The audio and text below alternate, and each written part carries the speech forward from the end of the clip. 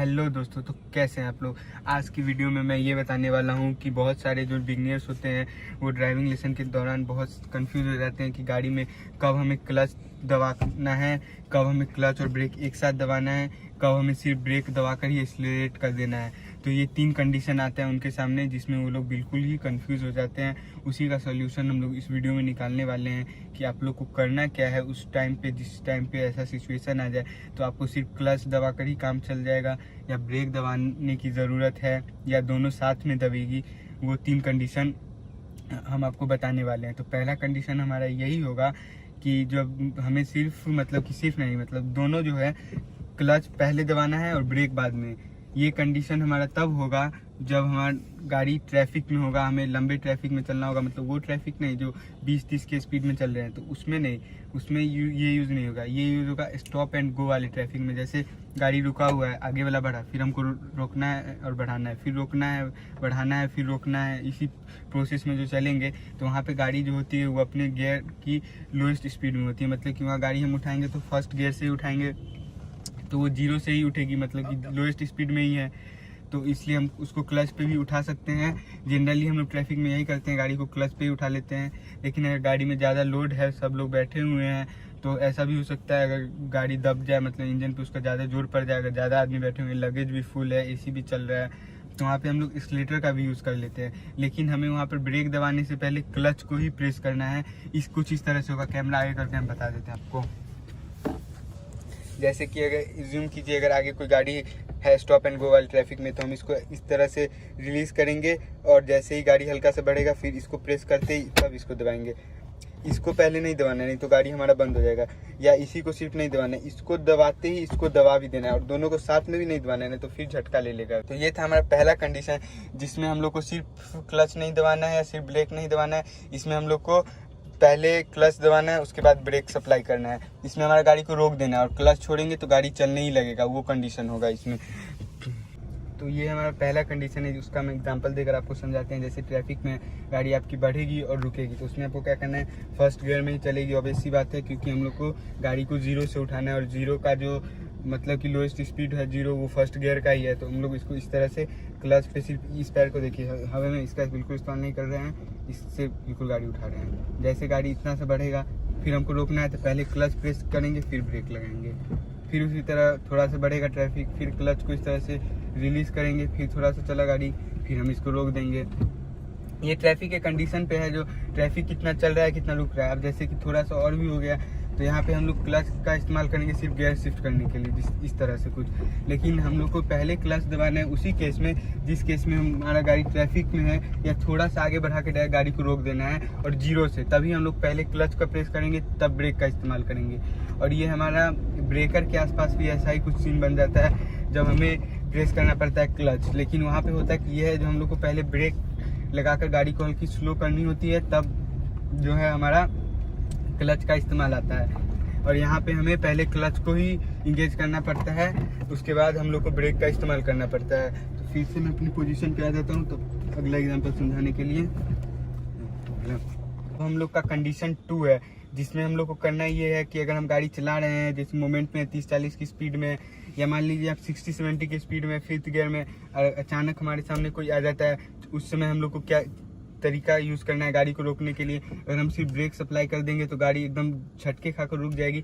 लेकिन आपको उस कंडीशन में करना क्या है कि हमें क्लच को भी दबाना है, ब्रेक अप्लाई करना है और क्लच को दबा देना है साथ में। ये हमारा कंडीशन सेकेंड हो जाएगा। यही होता है, मतलब अगर हम जा रहे हैं सामने और कोई मतलब कि बच्चा ही या कोई इंसान या कोई छोटा बच्चा ही खेलता आ गया, तो हमें उस समय गाड़ी इमरजेंसी ब्रेकिंग करनी पड़ती है, और उस टाइम पे हम लोग बहुत कंफ्यूज हो जाते हैं, क्या करें नहीं करें। अगर हम सिर्फ ब्रेक सप्लाई कर देंगे तो होगा ये कि हमारा गाड़ी तो रुक जाएगा, लेकिन वो इंजन के लिए अच्छी बात नहीं होगी। एकदम गाड़ी का चक्का लॉक हो जाएगा, इंजन से नॉकिंग की साउंड आने लगेगी, हो सकता है आपका इंजन बंद हो तो कुछ और भी खराबी आ सकता है, ये सभी हो सकता है। लेकिन उस टाइम पे हमें ये ध्यान नहीं रखना है, जो मतलब ये तो मैं लेसन के लिए आपको बता रहा हूँ कि उस टाइम पे आपको ब्रेक के साथ साथ क्लच भी दबा ही देना है। लेकिन आपको ये भी ध्यान रखना है, आपको कुछ समझ में नहीं आए, सामने कुछ आ जाए, आप जोर से ब्रेक अप्लाई कर दो, जो होगा देखा जाएगा। गाड़ी रुकनी चाहिए, आपका बचना जरूरी है, सामने वाले का बचना जरूरी है। गाड़ी तो दोबारा भी बन जाएगा अगर डायरेक्ट ब्रेक अप्लाई करने से और कुछ दिक्कत आ भी जाता है तो। लेकिन आपको कोशिश यही रखनी है, प्रैक्टिस यही रखनी है जो आप क्लच का भी अप्लाई करते हो।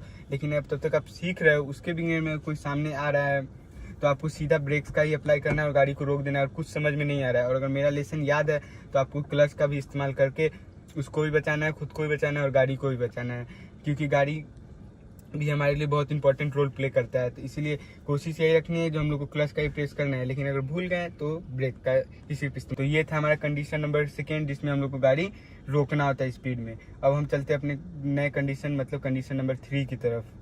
कंडीशन नंबर 3 आ चुका है जिसमें हम लोग को सिर्फ ब्रेक का इस्तेमाल करना है, इसलिए मैं सिर्फ खाली जगह पर आ चुका हूँ।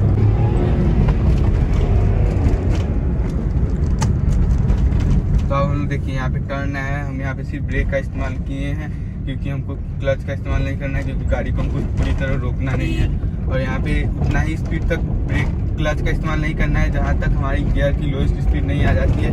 फिर यहाँ पे थोड़ा सा हम स्पीड करके आपको दिखाते हैं कि फिर आप सिर्फ ब्रेक मार के ही गाड़ी को रोकेंगे। जैसे कि अभी मेरा गाड़ी 60-70 के करीब पे आ चुका है और यहाँ पे पुल खत्म हो रहा है तो हमको ब्रेक मारना है, तो हम सिर्फ ब्रेक का ही इस्तेमाल करेंगे। गाड़ी हमारा 4th गियर का लोएस्ट स्पीड के पास मतलब कि 30 के पास आ गया है, तो हम गाड़ी को यहाँ कंटिन्यू भी कर सकते हैं। लेकिन यहाँ पे हमको और स्लो करना है, तो इसलिए हम 3rd गियर सिर्फ क्लच का इस्तेमाल किए गियर डाउन करने के लिए। तो जैसे कि फिर यहाँ पे हमको पुल चढ़ना है तो हम सिर्फ ब्रेक का इस्तेमाल करेंगे और चलते जाएंगे। और फिर यहाँ पे मतलब कि ब्रेक और एक्सीलेटर का ही डायरेक्ट यूज़ कर रहे हैं, क्योंकि 2nd गियर का लोएस्ट स्पीड है, उससे गाड़ी कम नहीं किया है, उससे ऊपर ही है।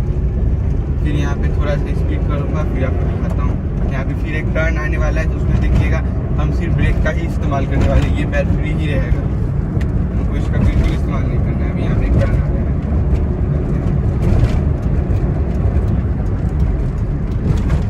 देखिए हम सिर्फ ब्रेक का इस्तेमाल करके गाड़ी को स्लो किए हैं और 3rd गियर के लोएस्ट स्पीड यानी कि 20 के आसपास आकर गाड़ी आ गया है, तो फिर वहाँ से एक्सीलेटर कर सकते हैं। लेकिन वही उससे कम आ जाता है तो हमको क्लच का यूज जरूर करना पड़ता है। फिर आगे भी एक टर्न आने वाला है, वहाँ पर भी मैं आपको करके दिखाता हूँ।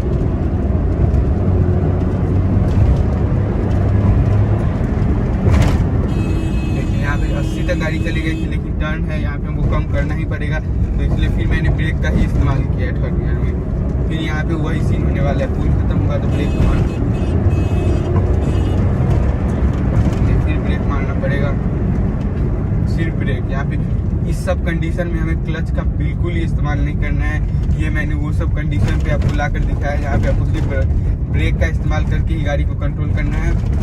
अगर हमारा लोएस्ट स्पीड से गाड़ी कम पे आ जाता है यहाँ पे भी, तब हम क्लच का इस्तेमाल करेंगे या गियर शिफ्टिंग के टाइम पे। लेकिन अगर हमें गाड़ी सिर्फ स्लो करना है और लोएस्ट स्पीड से कम तक ही गाड़ी मतलब जो लोएस्ट स्पीड के लिमिट तक रखना है, उससे ऊपर ही रखना है, तो हमको सिर्फ क्लच का ही इस्तेमाल करना है। तो वो हमारे गियर पे भी डिपेंड करता है। जैसे कि अगर मैं 30 के स्पीड पे अगर 2nd गियर में हूँ, 3rd गियर में हूँ, तो हमको क्लच का इस्तेमाल नहीं करना है और आराम से ब्रेक का इस्तेमाल करके गाड़ी को फिर से उठा लेंगे। लेकिन वही अगर 4th गियर में है तो वहाँ पे लैग आ सकता है, तो हमको क्लच का इस्तेमाल करना होगा। और क्लच का इस्तेमाल वहाँ ब्रेक मारने के लिए नहीं करना होगा, क्लच का इस्तेमाल करना होगा वहाँ पे गाड़ी को गियर डाउन करने के लिए, क्योंकि वहाँ पे हम क्लच पे जोर लगा के गाड़ी को बिल्कुल नहीं चला सकते हैं।